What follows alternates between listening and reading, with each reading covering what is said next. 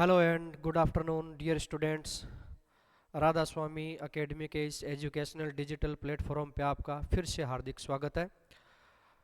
Previous class में हमने concave mirror के थ्रू तीन इमेज फॉर्मेशन देख लिया था। अब उससे आगे हम फर्दर डिस्कस करेंगे। ठीक है, फोर्थ टॉपिक देखते हैं। फोर्थ है हमारा इफ ऑब्जेक्ट इज एट,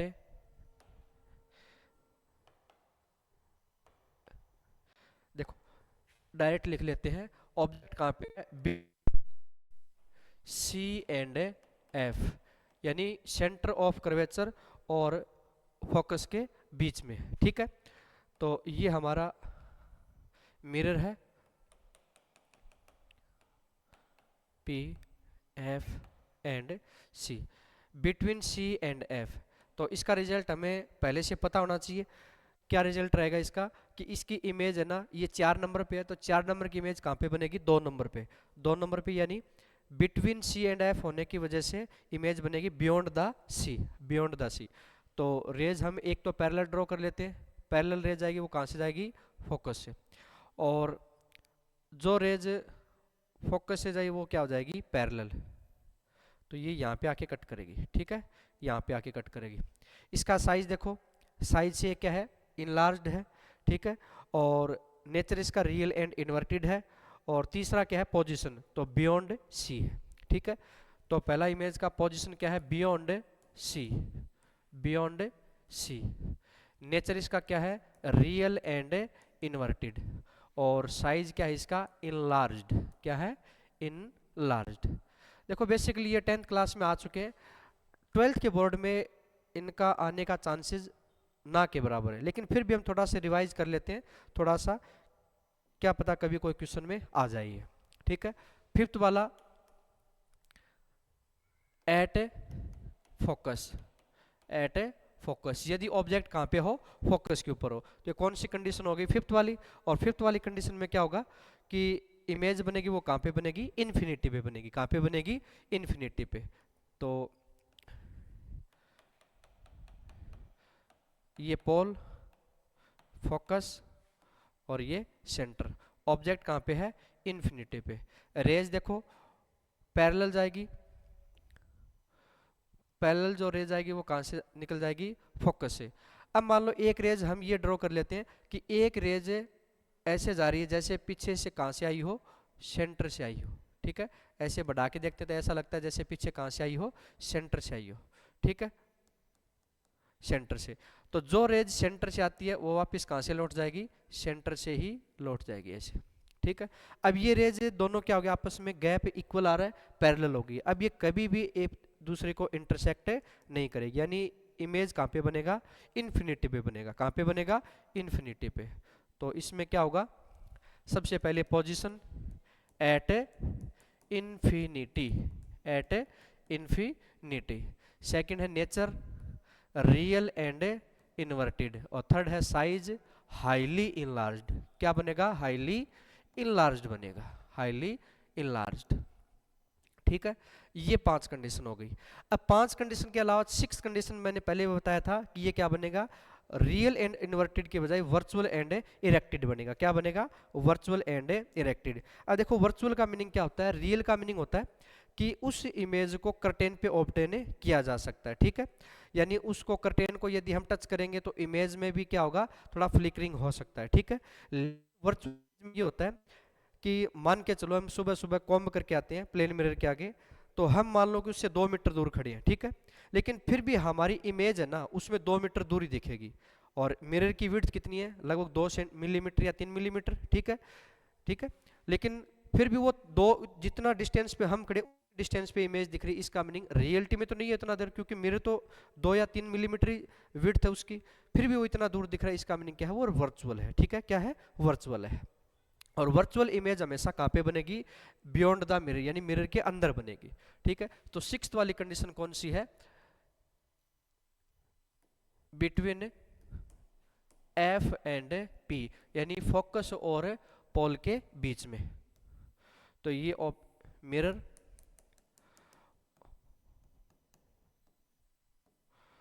देखो इन दोनों के बीच में मान लो यहाँ पे है, ये पोल और फोकस के बीच में। अब रेज देखो, एक रेज तो जा रही है, मान लो पैरेलल तो जा नहीं सकती, क्योंकि पैरेलल जाएगी तो वो कहाँ से जाएगी, देखो पैरेलल जाएगी वो फोकस से निकलेगी, तो इमेज ऑब्जेक्ट बीच में आ जाएगा, तो ये तो नहीं जाएगी।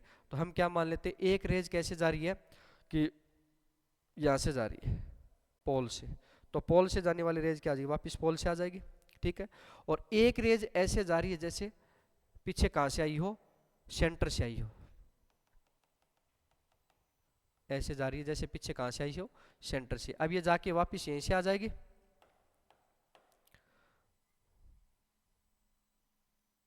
यहाँ से जाएगी और वापस यहीं से आ जाएगी, तो पीछे वापस सेंटर से निकल जाएगी। अब देखो रियलिटी में ये रेज क्या होगी, वाइड होगी आगे से, तो कभी भी एक दूसरे को इंटरसेक्ट नहीं कर पाएगी। तो हमें क्या करना पड़ेगा, इनको वर्चुअली ऐसे पीछे बढ़ाना पड़ेगा, ठीक है। वर्चुअली ऐसे पीछे बढ़ाएंगे तो ये यहाँ पे आके मिलेगी, ठीक है, यहाँ पे आके मिलेगी, ठीक है। अब देखो ये जो रेज है ना, ये एक्चुअली में मीट नहीं कर रही है, क्या कर रही है, वर्चुअली। वर्चुअली यानी इस मिरर के अंदर, और अंदर कोई रेज जा नहीं रही है, इसलिए हमें इमेज क्या दिखता है, वर्चुअल दिखता है, ठीक है।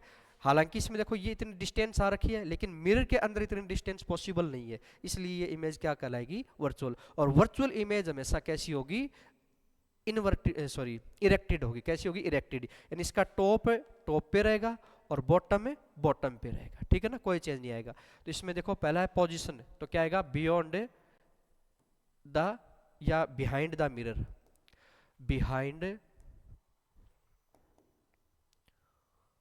Behind the mirror, behind the mirror. Second है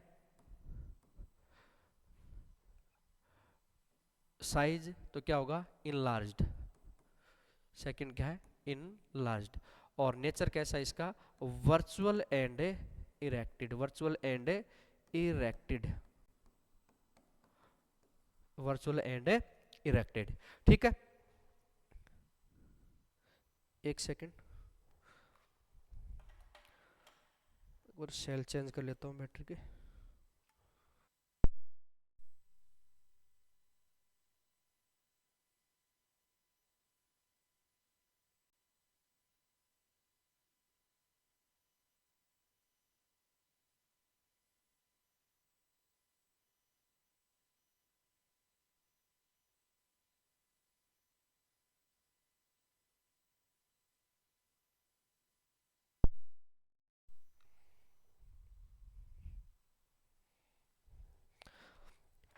हाँ नेक्स्ट देखो, तो 6 कंडीशन कंप्लीट हो गई।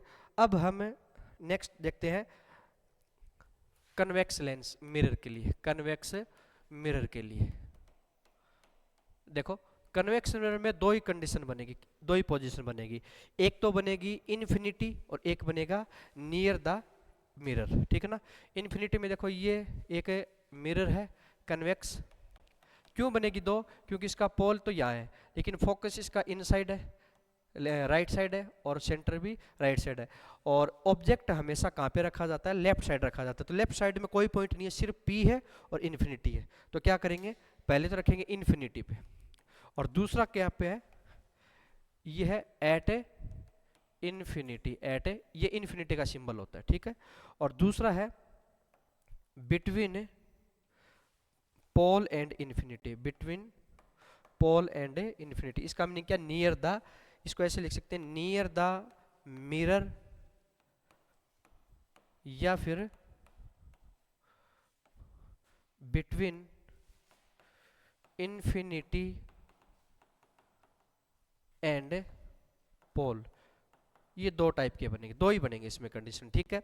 और ये मिरर हमेशा क्या करता है, रेज को डाइवर्ज करता है। डाइवर्ज का मीनिंग क्या है, जो एक्चुअल में जिस एंगल से रेज आ रही थी उसके एंगल को और भी बढ़ा देती है, और भी ज्यादा वाइड कर देता है। अब देखो रेज इन्फिनिटी से क्या आएगी, पैरेलल आएगी। ओ पैरेलल रेज को हमेशा कैसे शो करते हैं, पहले डॉटेड से और फिर ये पैरेलल, डॉटेड फिर ये पैरेलल, डॉटेड फिर ये पैरेलल, डॉटेड और ये फिर पैरेलल। पैरेलल रेज देखो ऐसे, सॉरी, पैरेलल रेज देखो ऐसे बेंड होगी जैसे पीछे कहाँ से आई हो, फोकस से। ये ऐसे जाएगी जैसे पीछे कहाँ से आई हो, फोकस से, ठीक है।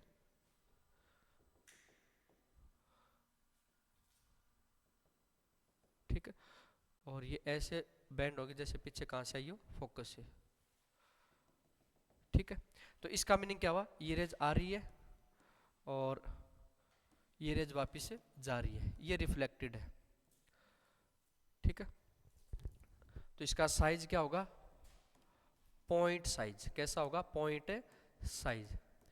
और पोजीशन क्या होगा, एट फोकस, एट फोकस। और नेचर क्या होगा इसका, वर्चुअल एंड इरेक्टेड। ये दोनों ही वर्चुअल एंड इरेक्टेड। देखो जो कनकेव मिरर था उसमें 5 कंडीशन रियल एंड इन्वर्टेड की थी और 6th कंडीशन कौन सी थी, वर्चुअल एंड इरेक्टेड की थी। इसमें देखो अब इस कहाँ पे रखेंगे इसको, नियर द मिरर। जैसे नियर रखेंगे तो ये रेज ऐसे बेंड होगी जैसे पीछे कहाँ से आई हो, फोकस से आई हो। तो ये ऐसे पीछे फोकस से, और एक रेज ऐसे जा रही है जैसे आगे वो कहाँ पे जाएगी, सेंटर पे जाएगी। कहाँ पे जाएगी, सेंटर पे। तो ये दोनों यहाँ पे मिल रही है, यहाँ पे इंटरसेक्ट कर रही है, तो इसका मीनिंग यहाँ पे क्या बन जाएगा, एक इमेज। अब इमेज देखो कैसा बन रहा है, ऑब्जेक्ट से छोटा बन रहा है। जो इसमें क्या होगा, साइज क्या होगा, स्मॉलर देन या स्मॉलर देन ऑब्जेक्ट। पोजीशन क्या होगा, बिटवीन पोल एंड फोकस। और तीसरा नेचर कैसा होगा इसका, virtual and erected, virtual and erected होगा। ठीक है, तो इसमें दो ही कंडीशन बनेगी। अब देखो एक क्वेश्चन ऐसा भी आ सकता है कि ऐसा मिरर बताओ जो वर्चुअल जो इरेक्टेड इमेज भी बनाता हो और साथ में कैसे बनाता हो, इनलार्ज भी बनाता हो। तो ये कंडीशन कभी भी इसमें फॉलो नहीं हो पाई। कैसे कि ये वर्चुअल बनाएगा और इरेक्टेड बनाएगा लेकिन कभी भी इनलार्ज नहीं बना पाएगा। ये हमेशा कैसा बनाएगा, शॉर्ट इमेज बनाएगा या स्मॉलर देन ए ऑब्जेक्ट बना पाएगा। तो फिर कौन सा बनाएगा, कनकेव मिरर। कंडीशन 6 क्या होगा कि वर्चुअल बनाएगा, इरेक्टेड बनाएगा और साथ में कैसे बनाएगा, इनलार्ज्ड बनाएगा। लेकिन ये कभी भी इनलार्ज्ड नहीं बना पाएगा। ठीक है ना, ये हमेशा बनाएगा स्मॉलर देन ऑब्जेक्ट। ठीक है, ये हमारा टॉपिक यहाँ तक कंप्लीट हो गया। अब हमारे प्रॉपर 12th क्लास के टॉपिक स्टार्ट हो जाते हैं। ठीक है, ये मान लो कि एक क्विक रिवीजन था या एक रिकैप मान लो, जिससे थोड़ा सा क्या हो जाए, हमें थोड़ा ध्यान में हो जाए। ठीक है, अब हम स्टार्ट करते हैं। एक छोटा टॉपिक है, फिर उसके बाद में प्रॉपर 12th का स्टार्ट करते हैं। ठीक है, एक टॉपिक है sign convention. Sign convention, sign convention का मीनिंग क्या होता है, इसकी डेफिनेशन लिखते हैं पहले। A reference frame that helps to derive फॉर्मूले। देखो फॉर्मूला होता है ना, फॉर्मूला वो तो होता है सिंगुलर, एक फॉर्मूले के लिए यूज किया जाता है। और कुछ टीचर इसको फॉर्मूलाज बोलते हैं, तो वो फॉर्मूलाज नहीं होता। एक फॉर्मूला के लिए तो फॉर्मूला यूज होता है, और एक से ज्यादा फॉर्मूले के लिए हम यहाँ पे एस नहीं लगाएंगे, क्या लगाएंगे, ई। इसको क्या बोलेंगे, फॉर्मूले। फॉर्मूले यानी प्लूरल ऑफ फॉर्मूला। ठीक है, डिराइव फॉर्मूले फॉर रिफ्लेक्शन बाय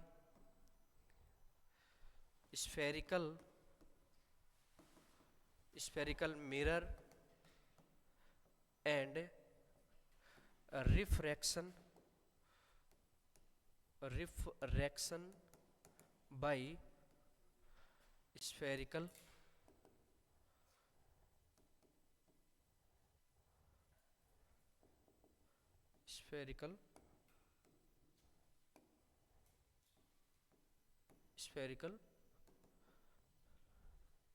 लेंसेज। ठीक है, ये होता है रेफरेंस फ्रेम। अब रेफरेंस फ्रेम का मीनिंग क्या होता है वो देखो, हम रेफरेंस मिरर को हमेशा ऐसे रखते हैं। ठीक है, मिरर यानी यहाँ पे ये क्या होता है, मिरर का पोल होता है। क्या होता है, मिरर का पोल। अब पोल से left side, right side, up side और डाउन साइड 4 पार्ट में डिवाइड कर लेते हैं। ठीक है, और लेफ्ट साइड से हमेशा क्या रखते हैं, ऑब्जेक्ट को रखते हैं, और ऑब्जेक्ट से क्या आती है, हमेशा इंसिडेंट लाइट आती है। तो यहाँ पे मान लेते हैं हम कि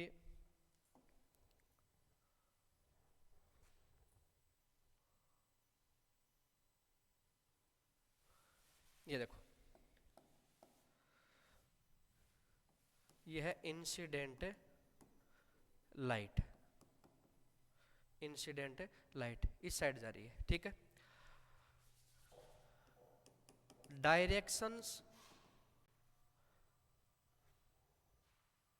अलोंग इंसिडेंट लाइट क्या मानी जाएगी?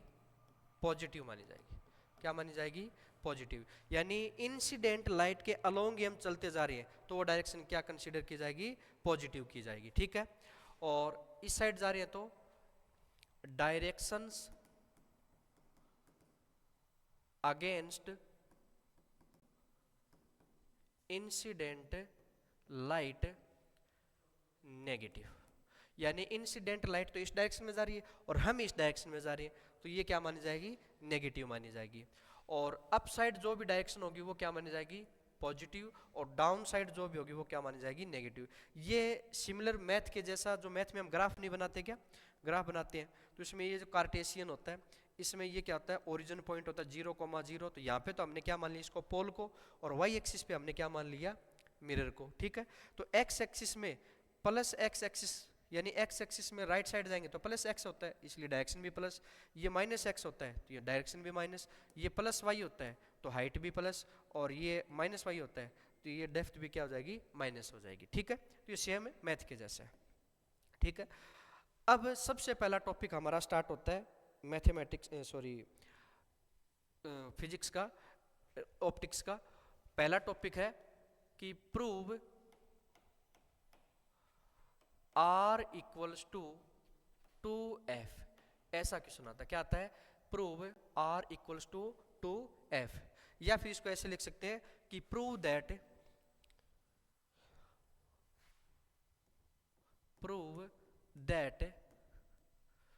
The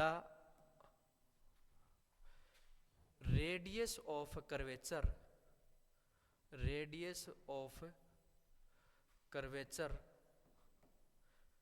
is twice of focal length, ठीक है।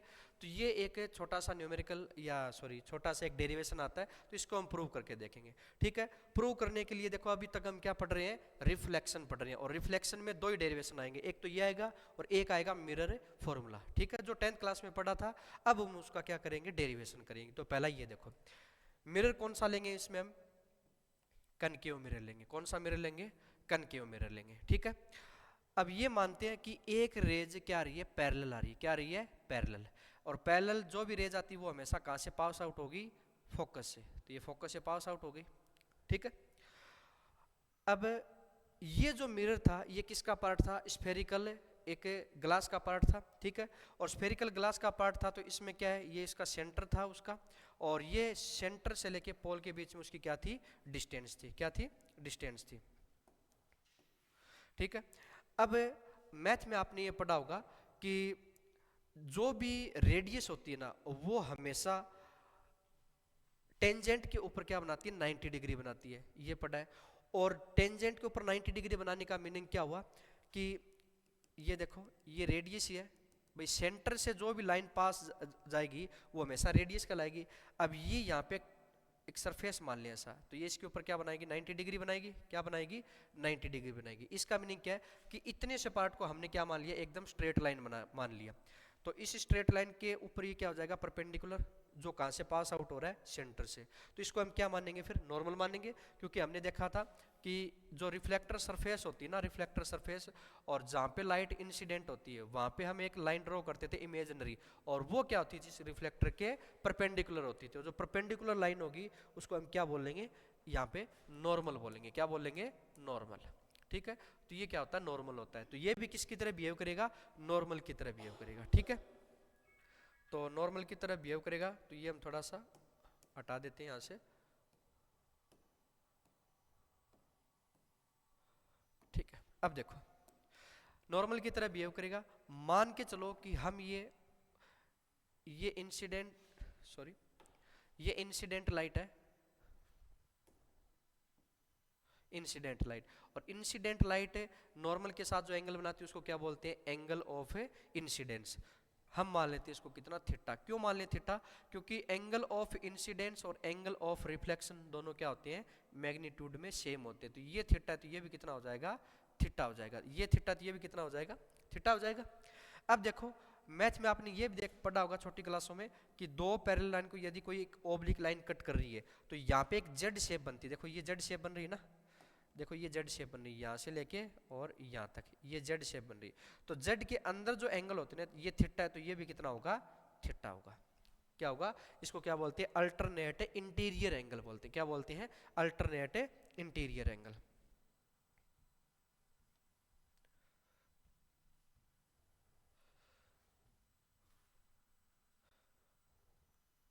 अल्टरनेट इंटीरियर एंगल, ये थीटा है। अब देखो ये भी तो एक जेड जैसा बन रहा है, यहाँ से लेके और यहाँ तक ये जेड बन रहा है, बन रहा है। तो ये थीटा, तो ये भी कितना हो जाएगा, थीटा हो जाएगा। ठीक है। अब एक जेड देखो यहाँ पे भी तो बन रहा है, एक जेड देखो यहाँ पे भी बन रहा है। देखो यहाँ से लेके और यहाँ तक ये वाला एक जेड ये बन गया। तो ये थीटा और थीटा कितना हो जाएगा, टू थीटा। तो ये भी कितना हो जाएगा, टू थीटा हो जाएगा। कितना हो जाएगा, टू थीटा हो जाएगा।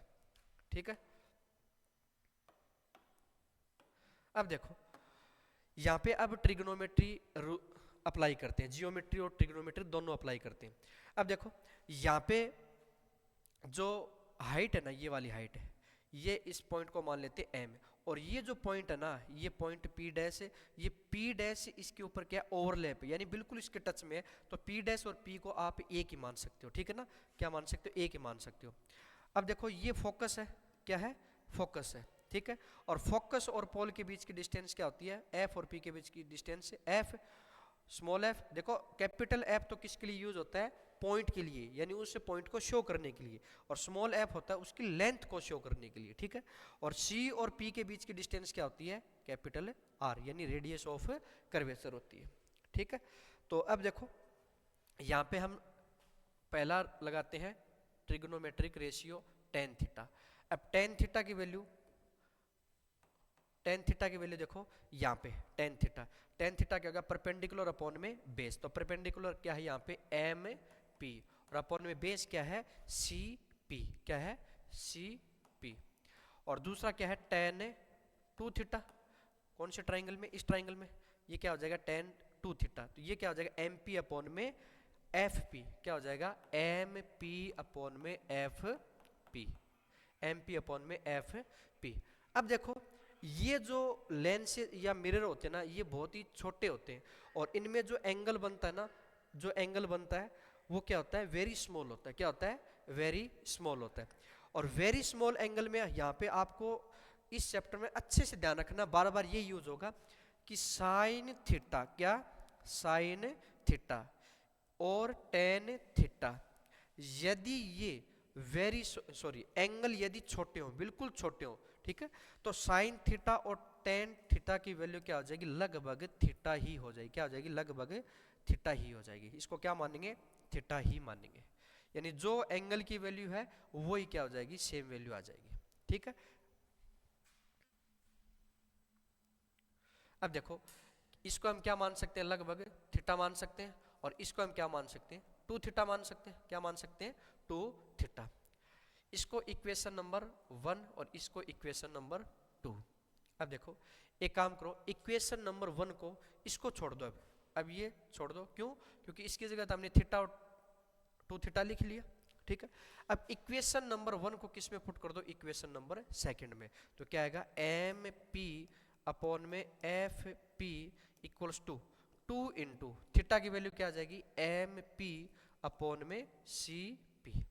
तो एम पी से एम पी क्या हो जाएगा, कैंसिल, 1 अपॉन में एफ पी, और एफ पी की वैल्यू क्या होती है, एफ पी की वैल्यू होती है capital F, sorry small F, और 2 अपॉन में सीपी, सीपी की वैल्यू क्या है, आर। क्या है, आर। तो यहाँ से क्या होगा, आर इस साइड जाएगा, एफ उस साइड जाएगा, तो क्या आ जाएगा, आर इक्वल्स टू 2f। देखो ज़्यादा बड़ी प्रोसेस नहीं इसमें, क्या करना है, ये प्रूव हो गया हमारा। सबसे पहले क्या बनाना है, एक पैरेलल रेज ड्रॉ करनी है, वो क्या आएगी, फोकस के ऊपर आएगी, और एक इसके बीच में नॉर्मल ड्रॉ कर लेना है। तो नॉर्मल से इंसिडेंट रे का एंगल थीटा, तो रिफ्लेक्टेड रे का एंगल भी थीटा, जब ये थीटा तो ये भी थीटा। अब मैथ के अंदर जब एक दो पैरेलल लाइन को एक ओब्लिक लाइन कट करती है, तो उसके जेड के अंदर जो एंगल होती है वो हमेशा क्या होती है, सेम होते हैं। तो ये थीटा, तो ये भी क्या हो जाएगा थीटा, और ये एक जेड बनाएंगे तो ये थीटा, थीटा टू थीटा, तो ये कितना हो जाएगा टू थीटा। अब देखो एक टेन थीटा तो इस ट्राइंगल के लिए यूज कर देंगे एम सी पी के लिए, और एक ट्राइंगल इसमें यूज कर देंगे एम एफ पी। अब देखो टेन थीटा क्या हो जाएगा, एम पी अपॉन में सी पी, क्या हो जाएगा एम पी अपॉन में सी पी, और टेन टू थीटा क्या हो जाएगा एम पी अपॉन में F P, M P upon में एफ पी। अब जो एंगल छोटे होते हैं उसमें टेन थीटा और साइन थीटा की वैल्यू किसके बराबर होती है, थीटा के बराबर होती है। किसके बराबर होती है, थीटा के बराबर होती है।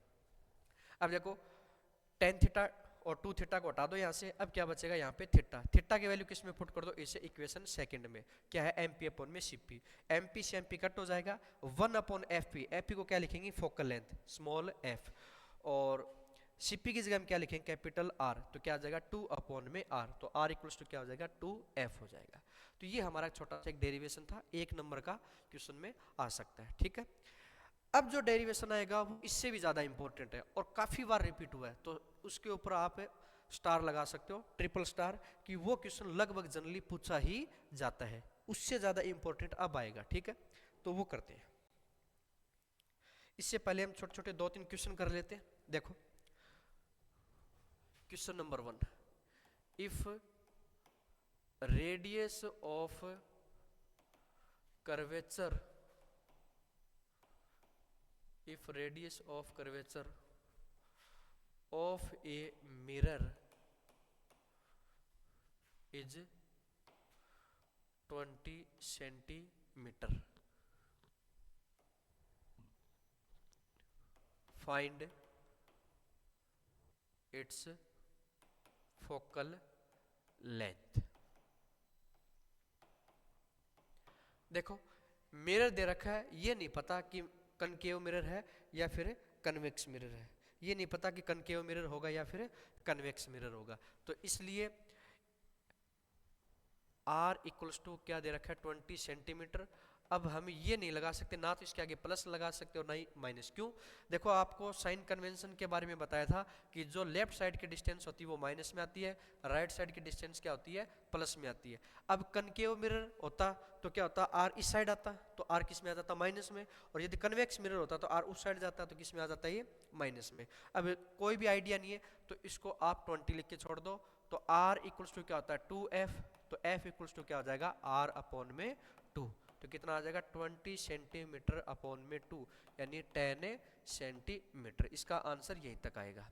या फिर इसको आप ऐसे भी लिख सकते हो कि प्लस माइनस 10 सेंटीमीटर, यानी ये कनकेव भी हो सकता है और कन्वेक्स भी हो सकता है। ये आंसर लिखो चाहे ये आंसर लिखो, ठीक है। अब देखो इसमें थोड़ा चेंज करते हैं, चेंज क्या करते हैं कि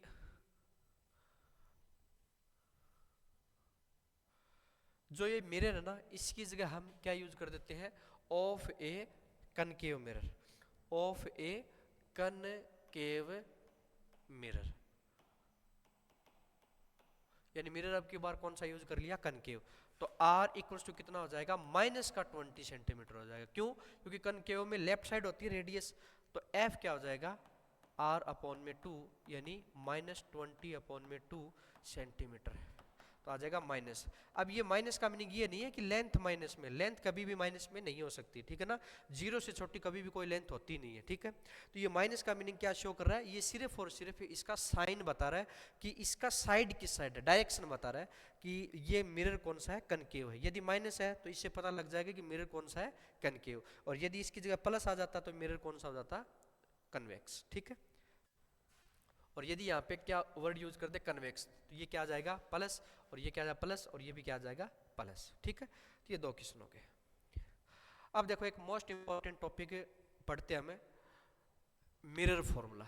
क्या पढ़ते हैं मिरर फॉर्मूला, क्यों पढ़ते हैं मिरर फॉर्मूला, क्योंकि मिरर के अंदर ऑब्जेक्ट था, मिरर के सामने ऑब्जेक्ट था, ऑब्जेक्ट की पोजीशन देख ली हमने, इमेज की, उसकी साइज भी देख ली, उसका नेचर भी देख लिया, सारे पॉइंट पढ़ दिए।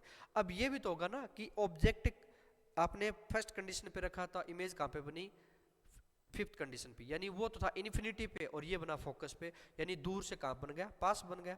जैसे जैसे आप पास बढ़ते जा रहे हो वैसे वैसे इमेज क्या होती जा रही है दूर होती जा रही है। 1 वाला 5 पे, 2 वाला 4 पे, 3 वाला 3 पे, 4 वाला 2 पे और 5 वाला 1 पे, ऐसे बढ़ता जाएगा। जैसे जैसे ऑब्जेक्ट नज़दीक आता जाएगा वैसे वैसे इमेज क्या होती जाएगी, दूर होती जाएगी। ठीक है, वैसे वैसे इमेज क्या होती जाएगी, दूर होती जाएगी। ठीक है, अब देखो तो एक पॉइंट ये भी सामने आता है कि भी कितना दूर हुआ, यानी इमेज कहाँ पे रखी गई है, यानी ऑब्जेक्ट यहाँ पे, तो बताओ इमेज कहाँ पे है, यानी उसकी प्रॉपर डिस्टेंस बतानी हो। तो वो देखो u equals to distance of object from pole, from pole, v distance of object from pole. ठीक है, f focal length, r radius of curvature,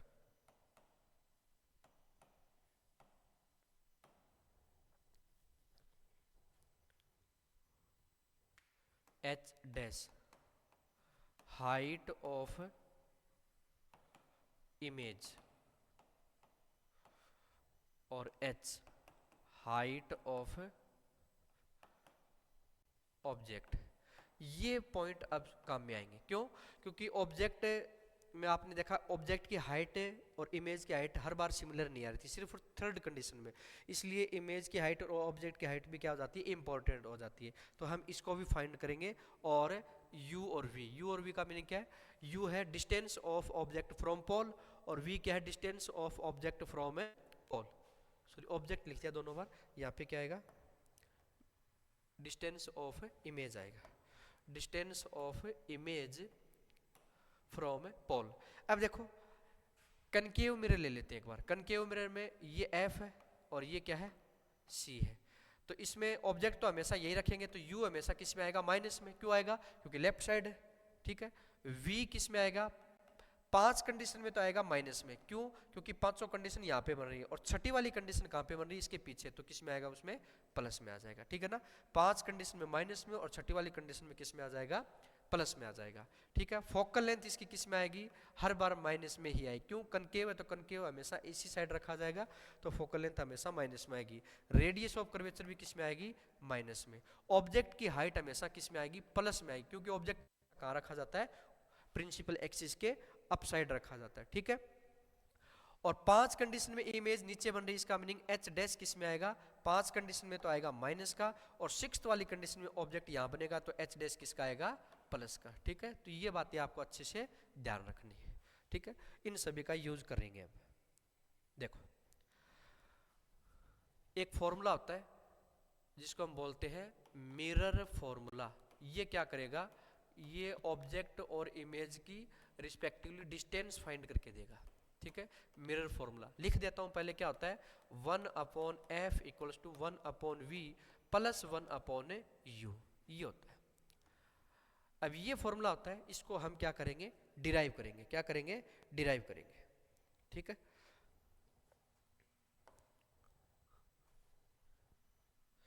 तो बाकी नेक्स्ट वीडियो में कल हम इसको वापस डिराइव करेंगे। क्या करें, बैटरी बार बार डाउन हो रही है, बंद कर देते हैं आज के लिए।